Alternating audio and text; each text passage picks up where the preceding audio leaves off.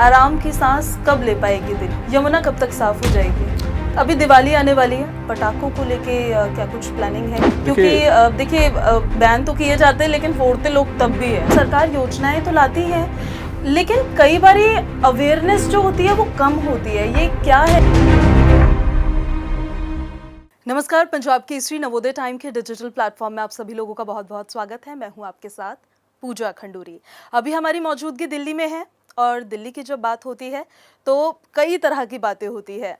दिलवालों की दिल्ली जितना सभी को अपनाती है उतना ही दिल्ली का प्रदूषण डराता भी है। कई सरकारें आई है, कई सरकारें गई हैं, लेकिन दिल्ली में जो प्रदूषण की स्थिति थी वो दिल्ली वासियों के लिए चिंताजनक जरूर रही है। अब आम आदमी पार्टी की जब सरकार आई तो उनका ये दावा था कि वो दिल्ली को प्रदूषण मुक्त कर देंगे। उसी पर बात करने के लिए हमारे साथ दिल्ली के पर्यावरण मंत्री गोपाल राय जी मौजूद है।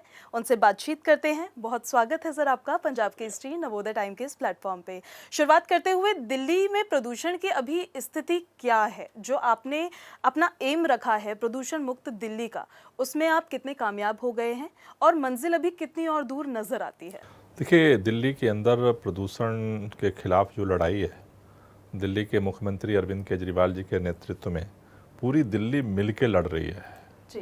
क्योंकि प्रदूषण को पैदा करने वाले हम सब लोग हैं।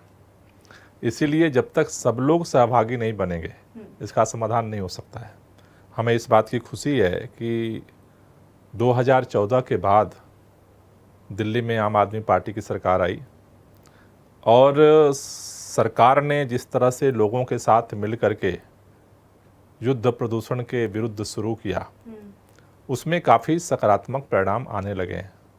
अगर हम आंकड़ों को देखें तो प्रदूषण को PM10 और PM2.5 के रूप में मापा जाता है। 2014 के बाद से हमारी सरकार बनी और आज की डेट तक लगभग PM10 में 42% की कमी आई है। PM2.5 में एवरेज पूरे साल का जब हमने निकाला है तो 46% की कमी आई है जी। जो निश्चित रूप से दिल्ली के लोगों के लिए बहुत ही राहत भरी खबर है और इस बात का वो भरोसा भी दिलाती है कि अगर हम सब लोग मिल करके और कमर कसें तो दिल्ली को और प्रदूषण मुक्त किया जा सकता है। उस पे काम तो आपकी तरफ से लगातार किया जा रहा है। दिल्ली में जो प्रदूषण की स्थिति थी वो काफी भयावह थी। मुख्य कारण आपको क्या लगते हैं कि किन वजहों से प्रदूषण इतना ज्यादा बढ़ रहा था और उन पर काम किस तरह से चल रहा है? देखिए, दिल्ली के अंदर के प्रदूषण को दो हिस्से में देखा जाता है। एक है अक्टूबर नवंबर का प्रदूषण, सर्दियों का प्रदूषण, और दूसरा है बाकी 10 महीनों का प्रदूषण। अगर आप दिल्ली के अंदर अगर आप देखें तो एक हफ्ते पहले 45 AQI था दिल्ली का, एयर क्वालिटी इंडेक्स 45 थी, लेकिन यही नवंबर के पहले हफ्ते तक जाते जाते 450 हो जाती है। तो ये दिल्ली के अंदर जो प्रदूषण का स्तर होता है वो फ्लैक्चुएट करता रहता है। लेकिन मैंने जो आपको बताया कि पूरे साल का एवरेज जब हम ले रहे हैं तो दिल्ली में अच्छे दिन बढ़ रहे हैं, जो बैड डे हैं वो कम हो रहे हैं। पिछले अगर साल को हम देखें तो नवंबर दिसंबर के दौरान जो सबसे सीवियर डेज हुआ करते थे हमारी सरकार बनने से पहले, वो 36 दिन होते थे, 36 डेज। वो धीरे धीरे कम होते होते पिछले साल के वो 6 डेज थे। तो लगातार उसमें जो है वो सुधार हो रहा है। लेकिन दिल्ली के अंदर जो पोल्यूशन है इसका दो हिस्सा है, एक दिल्ली के अंदर का, दूसरा है दिल्ली के बाहर का।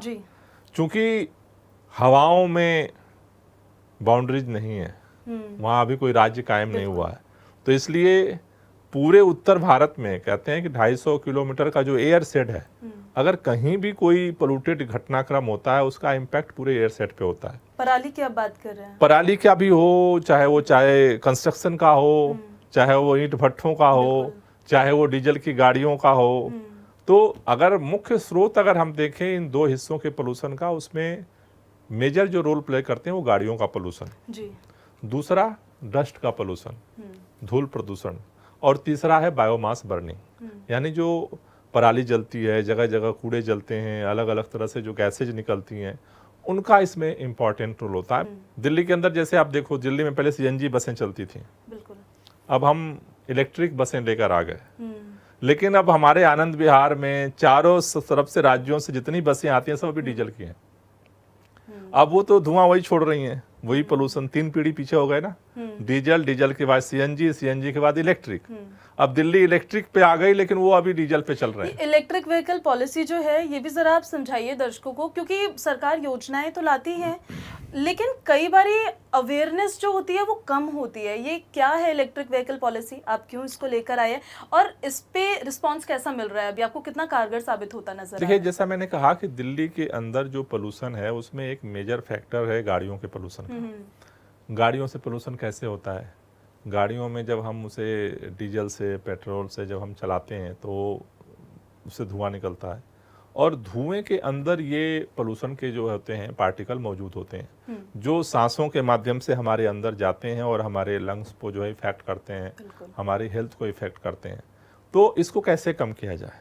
इसको कम करने के लिए सरकार ने इलेक्ट्रिक वाहनों का प्रचार दिल्ली के अंदर शुरू किया, पब्लिक ट्रांसपोर्ट में भी और प्राइवेट गाड़ियों में भी।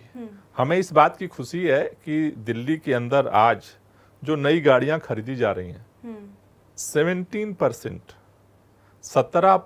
अब गाड़ियां जो है लोग इलेक्ट्रिक गाड़ी खरीद रहे हैं प्राइवेट गाड़ियों में, सरकारी नहीं, प्राइवेट गाड़ियों में। मतलब अवेयरनेस हो रही है, अवेयरनेस बढ़ रही है। उसके लिए जगह जगह चार्जिंग स्टेशंस लगाए जा रहे हैं, क्योंकि सबसे बड़ी लोगों की चिंता यही है कि अगर हम इलेक्ट्रिक गाड़ी खरीदें तो चार्ज कहाँ होगा। तो चार्जिंग स्टेशंस तेजी के साथ बढ़ाए जा रहे हैं, गाड़ियां लेने पर सब्सिडी दी जा रही हैं, तो जिससे कि नई गाड़ियों को लें, उसे उसका परिणाम क्या है?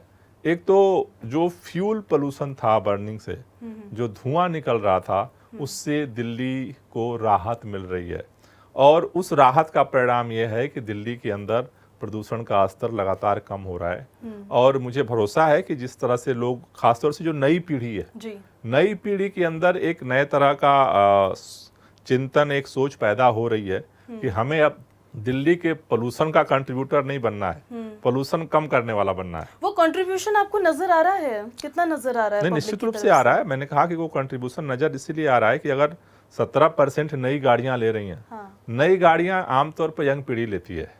हर परिवार में जो गाड़ी खरीदने के लिए जो माँ गार्जियंस को प्रेस करने वाले होते हैं वो यंगस्टर होते हैं।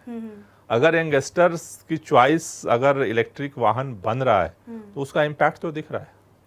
अभी दिवाली आने वाली है और दिवाली के टाइम पे तो दिल्ली में क्या स्थिति होती है वो सब लोग देखते हैं। उसको लेके अभी क्या प्लानिंग है आपकी? पटाखों को लेके क्या कुछ प्लानिंग है? क्योंकि देखिए बैन तो किए जाते हैं लेकिन फोड़ते लोग तब भी है। देखिए, निश्चित रूप से चूंकि एक लंबे समय से हमारे यहाँ जब आदिकाल में दिवाली की शुरुआत हुई तो इस त्योहार का नाम ही रखा गया दीपावली। दीपावली मतलब ही क्या था? दियों का त्योहार। बिल्कुल। उस समय गांव में लोगों को जो है वो मिट्टी के दिए बनते थे, हाँ, उसमें सरसों का तेल और बाती लगा करके, और घर घर कोने कोने में वो दिया लगाए जाते थे। वो धीरे धीरे कालांतर में उसमें जो है पटाखे उसके उत्साह में वो जुड़े, और लेकिन अब वो एक आदत बनी हुई है लंबे समय से। तो धीरे धीरे दिया से जो है वो दीपावली पटाखों पर शिफ्ट हो गई, और वो हमारे सब कॉन्शियस में बैठी हुई है। लेकिन अब पटाखों से दियों पे वापस शिफ्ट होना है, वो कितनी बड़ी चुनौती है? मेरे ख्याल से देखिए बहुत बड़ी चुनौती नहीं है। धीरे धीरे लोगों की सोच में परिवर्तन हो रहा है।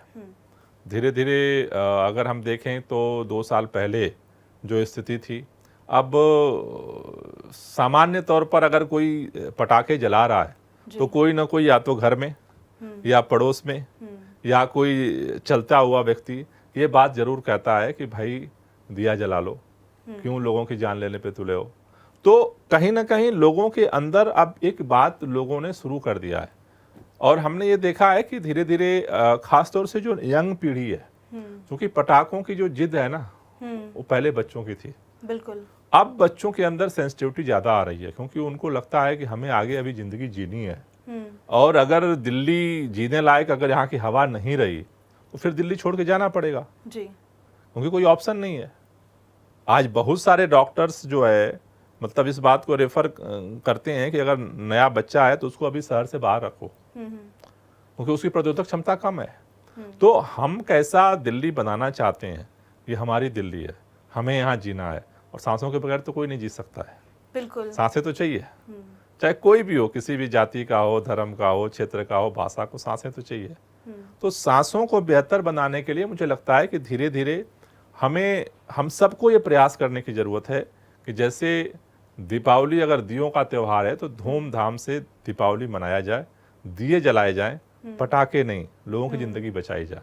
त्यौहार हमारी खुशियां बढ़ाने के लिए है। अगर वो उस त्यौहार में किसी वजह से किसी की ज़िंदगी पर खतरा है तो मुझे लगता है कि नई परिस्थितियों में हम सबको ये जिम्मेदारी लेने की वो जरूरत है। मंजिल अभी आपको कितनी दूर लगती है? आराम की सांस कब ले पाएगी दिल्ली? नहीं, मेरे ख्याल से लगभग हम आधे रास्ते के करीब अब पहुंच रहे हैं।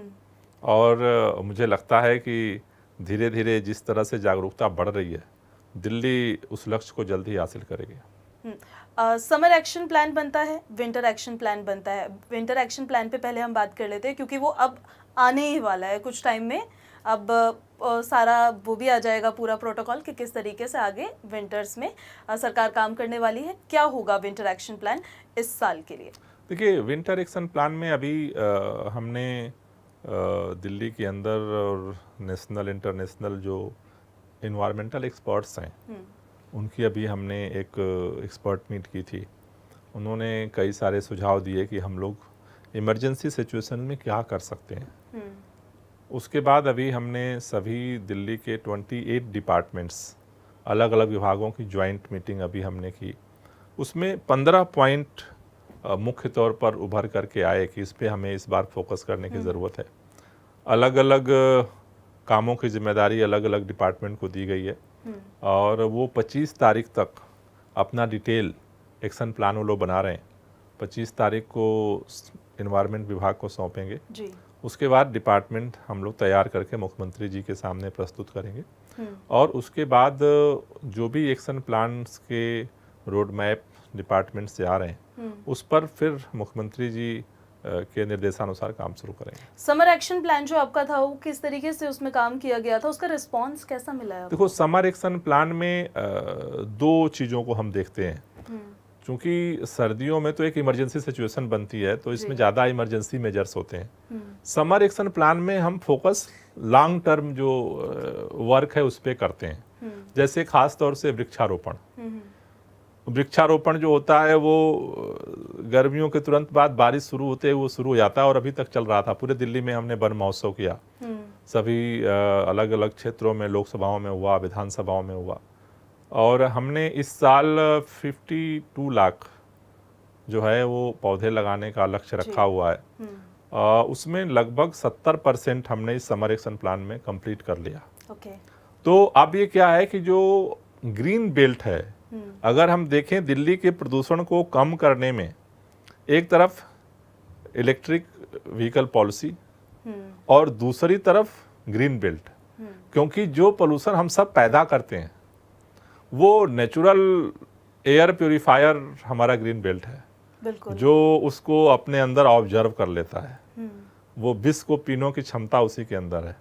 तो दिल्ली के अंदर हमारे सरकार की कोशिश है कि कैसे डेवलपमेंट के साथ ग्रीन बेल्ट को दिल्ली के बढ़ाया जाए जी। उसके लिए हमने इस पिछला जब चुनाव हुआ था, माननीय मुख्यमंत्री जी ने दिल्ली के लोगों से 10 गारंटी दी थी। उसमें से एक गारंटी ये भी थी कि 5 साल में 2 करोड़ पौधे लगाएंगे। हमें इस बात की खुशी है कि पिछले 3 सालों में हमने लगभग 1 करोड़ 18 लाख पौधे लगा दिए जी। इस साल 52 लाख हमारा टारगेट है, जिसमें 70% हमने पूरा कर लिया है। अगले साल के लिए केवल 30 लाख बचेगा और मुझे उम्मीद है कि हम उससे भी ज़्यादा करेंगे और 2 करोड़ जो पौधे लगाने का लक्ष्य है उसको हम हासिल करेंगे। यमुना कब तक साफ हो जाएगी? यमुना को लेकर के भी लगातार काम हो रहा है और ख़ास तौर से अभी जो फोकस हो रहा है कि STPs पे फोकस हो रहा है। जो घरों से जो गंदा पानी निकलता है तो सीवर कनेक्शन पे फोकस हो रहा है और जो कनेक्शंस के माध्यम से उस गंदे पानी को जो नालों में आते हैं और नालों से फिर जमुना में आते हैं तो उन नालों को STP से जोड़ा जा रहा है, जिससे कि यमुना के अंदर जो है वो ट्रीटेड पानी ही जाए और मुझे लगता है उस पर काफ़ी बड़े पैमाने पे जल बोर्ड काम कर रहा है। मुझे लगता है कि आगामी दिनों में उसका सकारात्मक परिणाम दिखेगा। ठीक है। अंत में कैसी दिल्ली आपको मिली थी और कैसी दिल्ली अभी आपने बना दी है? एक आकलन अगर आपको करना हो तो आप क्या कहना चाहेंगे? देखो, अगर मोटा मोटा अगर हम आकलन करना चाहें तो दिल्ली जब हमें मिली थी तो यहाँ पर पूरे साल का जो एवरेज था PM10 वो 350 हुआ करता था। आज आप समझो कि धीरे धीरे घटते घटते घटते घटते आज अगर 42% कम हुआ है तो निश्चित रूप से ये एक सकारात्मक संदेश है और हमें लग रहा है कि शहर के अंदर, दिल्ली में रहने वाले लोगों के अंदर एक सकारात्मक सोच पैदा हुई है। और मुझे इस बात का भरोसा है कि जिस तरह से हम सब मिल करके सामूहिक प्रयास कर रहे हैं, अपने अपने स्तर पे अगर अपने प्रयासों को तेज कर दें, उसका दो हिस्सा है। एक, जो आपके जिस काम से पोल्यूशन फैलता है उसको थोड़ा कम करें, और जिससे पोल्यूशन कम होता है उसको थोड़ा सा बढ़ा दें। जैसे हम सब लोग दिल्ली शहर में गाड़ी से चलते हैं, गाड़ी से चलते हैं, जरूरी है, बिल्कुल, आप भी गाड़ी से ही आए होंगे, लेकिन एक दिन में हर व्यक्ति दिल्ली वाला लगभग 10 से 12 आते जाते 15 तक चौराहों को क्रॉस करता है। रेड लाइट पड़ती है, हर रेड लाइट पे वो अपना इंजन चालू रखता है। 2 मिनट की रेड लाइट होती है, लगभग आधे घंटा बेवजह, उसका कोई पैसा भी, बिल्कुल बिल्कुल, बेवजह वो जो है रेड लाइट अपना ऑन और पेट्रोल जलाता रहता पेट्रोल है। जलाते रहते हैं। मुझे लगता है कि सारे दिल्ली वाले ये जो पोल्यूशन हम जो फैलाते हैं, आप समझो कि अगर दिल्ली में जितनी गाड़ियां हैं, अगर ये आधे घंटे का भी अगर हम बचाते हैं तो ये क्या हुआ, प्रदूषण पैदा करने वाला जो हमारा जो कंट्रीब्यूशन था उसको कम कर दिया। अवेयरनेस भी इसको लेकर निश्चित रूप से इसका अवेयरनेस हम करते हैं, लेकिन ये कल्चर में लाने की जरूरत है। बिल्कुल, ऑड इवन को और कितना कल्चर में लाया जाएगा? देखिए, odd even is emergency measure, ठीक है ना। जब हमने ऑड इवन दिल्ली में लागू किया था, स्थितियां बहुत ही खतरनाक थी, बिल्कुल, और अब स्थितियां लगातार सुधार की तरफ बढ़ रही हैं। इमरजेंसी अगर सिचुएशन बनती है तो सरकार उन निर्णयों की तरफ बढ़ेगी, लेकिन अगर सकारात्मक परिणाम रहते हैं तो ऑड इवन की जरूरत महसूस नहीं होती है। इस साल नहीं महसूस हो रही है कि ऑड इवन लगता है? मेरे ख्याल से अभी तक सकारात्मक परिणाम है। अभी तक अगर कुछ आता है तो फिर हम एक्सपर्ट से इस दौरान सब टच में रहते हैं और उसके अनुसार ही हम निर्णय लेते हैं। मेरा बस इतना ही कहना है कि सरकार हर स्तर पे, चाहे तात्कालिक योजना हो, चाहे दीर्घकालिक योजना हो, चाहे टेक्नोलॉजी का हो, चाहे अवेयरनेस का है, युद्ध स्तर पे हम काम कर रहे हैं। हम दिल्ली के सभी लोगों से यही कहना चाहते हैं, जिंदगी हमारी है, सांसें हमारी हैं, बस एक बात का ध्यान रखो, आप कैसे इस पोल्यूशन को कम कर सकते हो, अपना कंट्रीब्यूशन आप किस तरीके से उसमें दे सकते हो, ये जरूर देना होगा। गोपाल जी, बहुत शुक्रिया आपका पंजाब केसरी नवोदय टाइम के इस प्लेटफॉर्म के साथ जुड़ने के लिए। शुक्रिया आपका, बहुत बहुत धन्यवाद।